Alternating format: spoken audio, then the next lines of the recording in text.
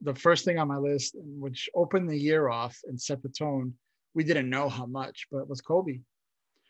Remember, Kobe died in January, and this was pre-COVID. COVID was happening in other countries; it wasn't here yet, and this was pre-impeachment, roughly, and this was, or kind of right around the same time, and so this was before Biden won the nomination. It was kind of before all of that, but all of that got drawn out. But Kobe was the first thing I thought of was this year.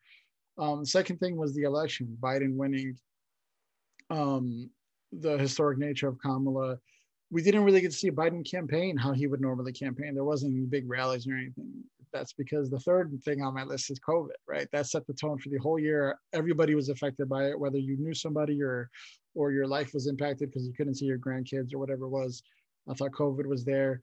George Floyd, like it seems like a forever ago, but in the summer, George Floyd and the unrest and what that led to, I think is going to have reverberations for a long time. And I didn't know this, so I Googled it, but the fifth thing on my list is the impeachment, because I guess that happened at the top of the year, but it's such a long year that it's just really, really hard to remember that. But the president got impeached this year. It's kind of crazy.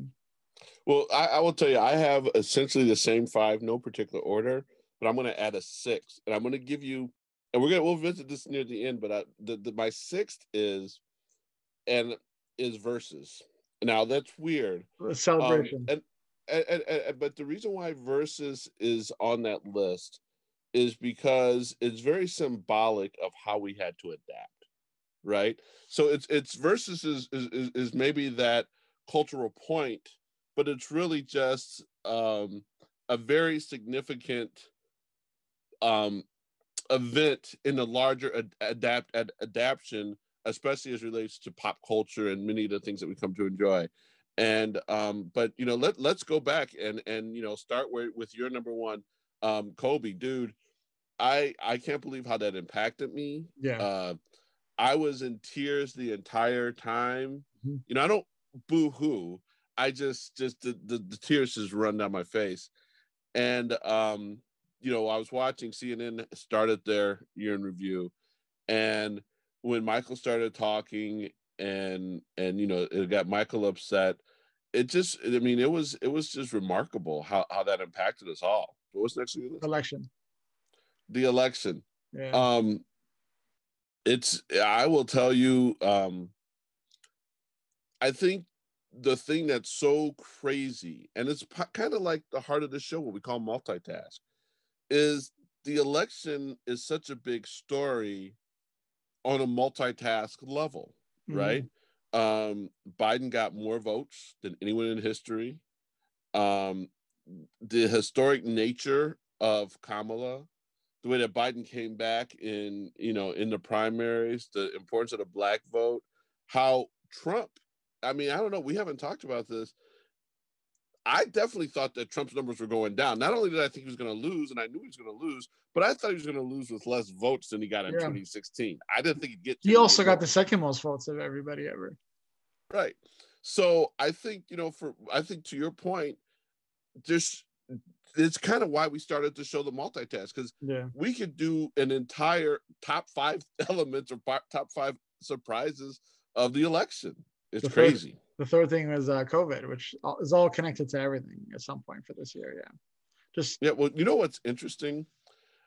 I remember over here, my father and my sister were having a conversation either in fourth quarter of 2019 or first quarter, right before it blew up. There was a report, and my sister is one of those people who is she could be a worrier. And I remember her seeing a news report or hearing about the coronavirus. And I remember her being like completely freaked out. And it was like, we weren't even caring about it. And I remember like it was a nightly news report, and you started seeing it, like, no way, we're not going to get it. I just don't know. For me, it was a little different. I work at a company that does a lot of, we have factories in China, and we have people that go to China regularly, like every month. And they were canceling trips because it was so bad in China. And then I thought, well, Trump wants to brag about the airports closing, but we didn't shut anything down, right? And then you started seeing Iran and Italy, and then I remember Illinois had 2 cases for like January, and all of a sudden I had a trip planned to Mexico in February. So I was like, I wonder by the time I got back from Mexico, it was already over. The whole time, by the way, now we know this, the whole time it was here, we were just misdiagnosing it with the flu and stuff. So we were in the hot zone the entire time. We just didn't know it. Well, and I think the thing is, the story of the year, obviously, I think it'll be the story of maybe the century. Yeah. But what's really frustrating about it is how poorly we're handling it as a country. Yeah. How systematically we're not built for this. And even though we're not systematically built for this, we still would have the brain power, under normal circumstances, even under a George Bush, even under a Jeb Bush, even under a Marco Rubio, you think we would have the brain power and moral authority to actually do a better job. I mean, I think the story of death toll is going to be, years from now, is going to be so amazing, literally because it didn't have to be that way. Yeah. This isn't maybe there were mistakes being made during the whole Spanish flu episode, but the reality is that, especially when you look at what's going on in other countries, it the virus itself is almost secondary to the just incompetence and malfeasance of our national leadership, and in many states the leadership at the gubernatorial level, not in Illinois, not in New York, not in California, but in Florida and Missouri, Texas. so many different places. I mean, it's just frustrating. So next on the list was George Floyd. Wow. And George Floyd was difficult for me for a number of reasons, and it's kind of like how we were just talking about how Trump wouldn't have lost if it wasn't for COVID. Mm-hmm. George Floyd's killing obviously was horrible and it was traumatic, but I'm also pissed at all the people who saw George Floyd's killing and decided now was the time to do something. Absolutely. Michael Brown was the time to do something. Yeah. Trayvon, Laquan McDonald was the time to do something. Eric Garner was the time to do something. Trayvon Martin was the time to do something. So I can't, I don't want to upset people, and I don't want to disrespect those who are stepping up and finally seeing that this is a problem. But I'm pissed as hell that it's finally here. Seeing Laquan McDonald shot 16 times but on video by a Chicago police officer, that should have been enough. Yeah. And everything that happened before that should have been enough. I'll double down on what you just said. All these companies, whether it's entertainment, sports, NHL, NASCAR, all these companies that made promises, that made proclamations about what they were going to do in the future. It's time now, right? Like now is the time. Like we're going to hold you to that. You posted a black square on Instagram that day. That's cool. But now is the time, and the world's changing, and you're going to get left behind, and we're going to make sure of it. So I think everybody who wanted to be activists in June and July because it was cool for Instagram, the receipts are going to be coming in 2021, and I hope that you stand by what you said and what you promised back then. Right, and don't forget we had one from George Floyd to what was the guy that was shot in Kenosha? I forget the guy's name. But remember, the NBA the players almost didn't play. Yeah. But you also wonder if we're not dealing with COVID. Like, okay, what made it? Was it the knee on the neck for 9 minutes? What made George Floyd the pivot point, so to speak? Do you think it was COVID? Do you think the fact that we were all at home and the fact that that a lot of us would have been at bars or at a baseball game and everything else? What do you think made what do you think made George Floyd different from everything else that had happened? I thought about this a lot, and George Floyd is really lumped in with Ahmaud Arbery and Breonna Taylor. Like we kind of have these moments where it happens in threes, right? It was Trayvon and Michael Brown and Freddie Gray, and then it was Laquan and Philando Castile and Eric Garner. And it kind of happens in these kind of groups. And that group was Ahmaud Arbery and then Breonna Taylor and then George Floyd.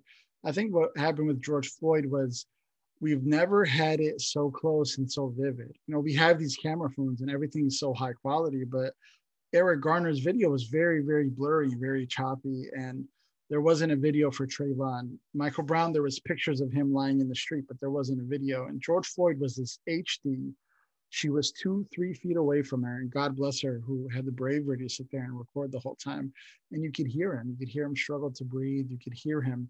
And I think it was so vivid that it really impacted people in a different way than it usually does. Just like we were saying about the Wisconsin, there was some video, but it was very from afar, and you couldn't really see, and it's hard to really see what's happening. But George Floyd was so in your face. Let's move on to impeachment. Yeah, it's I think it's funny because it happened in January, and I guarantee you, there's a lot of people who probably will have forgotten about it until Tuesday and Wednesday night when they watch their compilation on their local news channel. and they'll be like, oh yeah, that happened. Yeah. We impeached the president, man. That is like we impeached him, and here's what's crazy. He was impeached for asking for help to beat the guy who he got his ass kicked by. That's what's kind of ironic in this whole thing. The year started off with Trump asking for dirt on Biden, and the year ended off with Biden having 7 more million votes than he did. It's kind of poetic justice, but Trump is, correct me if I'm wrong, the only president in history to get impeached and be one term. Yeah. So, well, no, Nixon won. I'm trying to think, was Nixon in his second term or for Nixon was in the second term? Nixon won re-election, yeah. Yeah, during he won election while he was being kind of indicted in the process. He got indicted after the election. Well, but what's funny was impeachment didn't even come up a lot during the campaign, and I would think, and maybe this is malfeasance on the Democrats' part, but that should have been brought up. It's amazing how impeachment happened and it just went away. I do have a few, if you don't mind. I have 5 that are honorable mentions. Okay, let's hear them. This is the category of these would be bigger stories in a normal year. Okay. Number 1 is Parasite. Parasite was completely lost in the whole mix. It happened in February, right around when COVID was kicking up. Parasite would be a much, much bigger story. Second, Harvey Weinstein. For you guys to know, Parasite the movie. Yes, Parasite the movie. Harvey Weinstein, which would finally be taken down, would have been a much bigger story. Kim Jong-un dying somehow, then coming back 2 days later. And I know he's done that before, but people were saying he was dead, Another big story would have been Theo Epstein and his lady friend Maxwell. I think that would have been a much bigger story.